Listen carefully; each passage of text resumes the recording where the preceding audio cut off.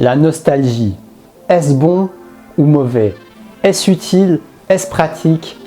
Est-ce efficace dans ton épanouissement personnel, dans ta vie au quotidien? C'est le sujet que j'ai envie de te partager aujourd'hui. Je vais te partager mon expérience et mon point de vue par rapport à ces thèmes de la nostalgie et comment ne pas laisser la nostalgie nous tirer vers le bas par rapport à notre présent et notre avenir.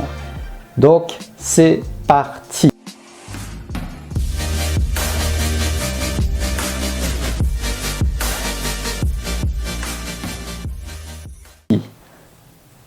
Avant toute chose, la nostalgie, c'est quelque chose de tout à fait humain. On a tous vécu des moments où nous sommes nostalgiques. Nous avons envie de revenir dans le passé, peut-être dans ton enfance, peut-être dans un moment clé de ta vie qui te manque, ou une activité clé ou quelque chose de ton passé. Ça peut aussi être des anciens partenaires que nous avons eus et que nous sommes en manque. On se dit « Ah, c'était tellement bien quand j'étais avec cette personne, quand j'étais en relation avec elle, etc. » Ma vie était tellement belle, ma vie était tellement jolie. C'est pas comme aujourd'hui, il pleut. Et en plus, si c'est vrai, il pleut vraiment là. L'exemple est parfait. Aujourd'hui, il pleut, tout est morose. C'est bien de prendre conscience de ce genre de pensées quand elles émanent dans notre esprit parce que ça ne reste que des projections. Ce sont des pensées qui projettent des images recyclées du passé. Dans l'instant présent, une projection apparaît d'une image qui est recyclée du passé. Mais ça ne reste qu'une image.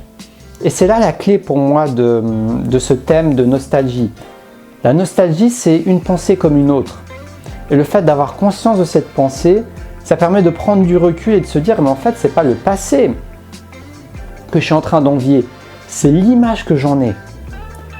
Et ça fait toute la différence, parce que quand tu prends conscience que c'est juste, entre guillemets, c'est pas toujours facile de s'en détacher, j'en ai conscience, mais quand tu dis c'est juste l'image du passé à laquelle je suis en train d'être nostalgique et non pas le passé en lui-même, ça te donne un pouvoir. Tu te dis, mais en fait, si c'est que l'image du passé que je suis en train d'envier, ça veut dire que c'est une image, c'est dans mon esprit, donc je peux en prendre conscience et prendre conscience de cette illusion d'une manière ou d'une autre. Mais si c'était vraiment le passé que tu enviais,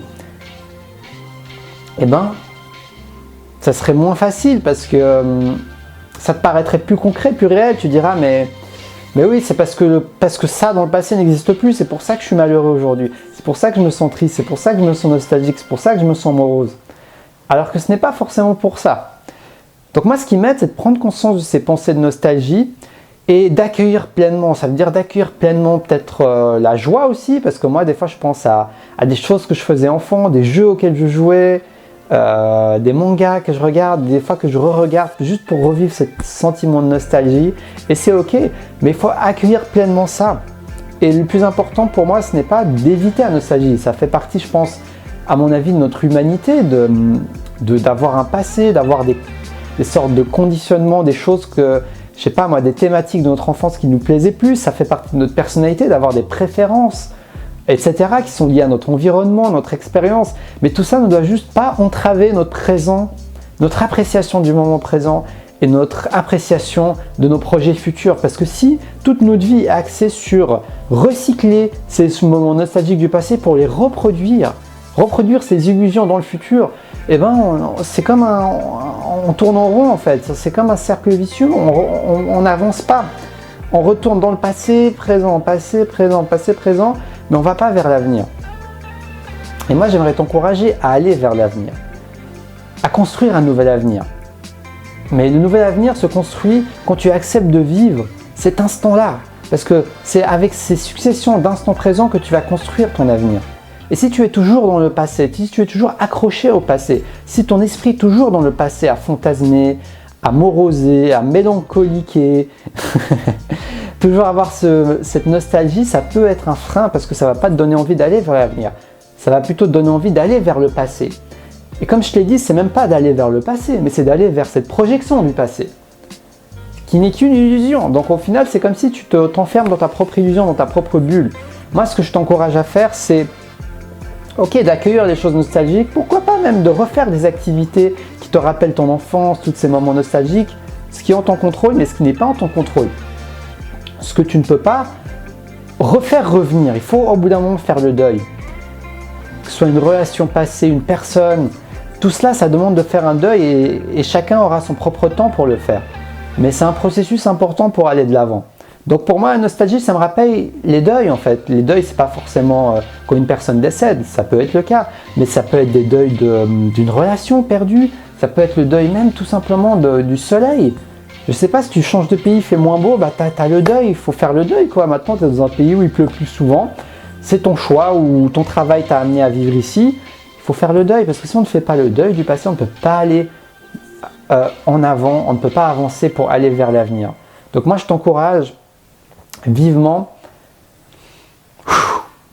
accepte déjà que tu es nostalgique, ne rejette pas ça, ça fait partie, comme je t'ai dit, de notre humanité, on n'est pas des êtres totalement parfaits, centrés tout le temps dans le moment présent, et toujours en train de évoluer. Tu vois, il y a des moments où on va être un peu en ralenti, voire en frein, tu vois, mais ça c'est ok. Dès le moment que tu l'acceptes et que tu l'accueilles, ça va te permettre de le digérer mieux et de pouvoir aller de l'avant. Donc j'espère que cette vidéo va t'inspirer à accepter la nostalgie comme faisant partie de ton processus humain et de l'utiliser plutôt comme tremplin en t'en libérant et en construisant un avenir qui va être encore plus excitant que tes projections. Ça peut être un challenge pour toi que je te lance aujourd'hui. Fixe-toi un avenir et un présent qui est beaucoup plus enjouissant, excitant, émerveillement que ces projections que tu as. Comme ça va peut-être t'aider à lâcher ces projections et ça va peut-être t'aider à aller de l'avant pour ne pas rester enfermé dans un cercle vicieux de projection, de projection, de projection. Donc j'espère que cela va t'inspirer. En tout cas, j'étais ravi de te partager cette petite pépite de pensée d'aujourd'hui, du jour.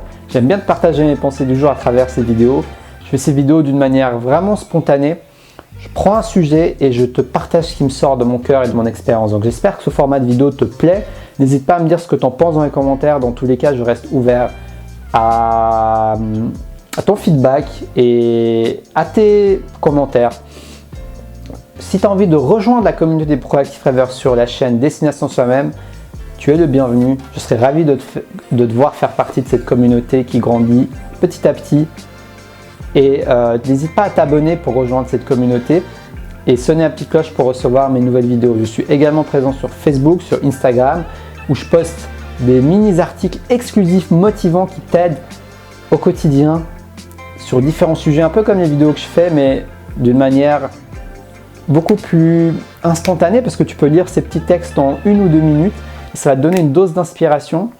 Et ce que j'aime bien, pourquoi je fais ça aussi, parce que j'adore le processus créatif d'écrire et en même temps je trouve que ça rajoute une valeur ajoutée par rapport à juste écrire une citation par exemple, comme beaucoup de gens le font, et je ne juge pas, hein, c'est ok, mais comme beaucoup de gens le font, il faut une citation inspirante, tu la lis et puis voilà. Moi j'aime bien écrire un petit texte, ça prend 1 à 2 minutes à lire, mais ça te donne un peu de nourriture mentale et d'inspiration dans ton quotidien. Donc si ça t'intéresse, va sur Instagram, tu pourras recevoir ces pépites au quotidien. C'est dans la description de la vidéo ou sur l'accueil de ma chaîne YouTube. Donc j'en ai assez dit, ça commence à être long la conclusion. Je te souhaite une belle fin de journée et surtout, reste connecté à ta flamme intérieure.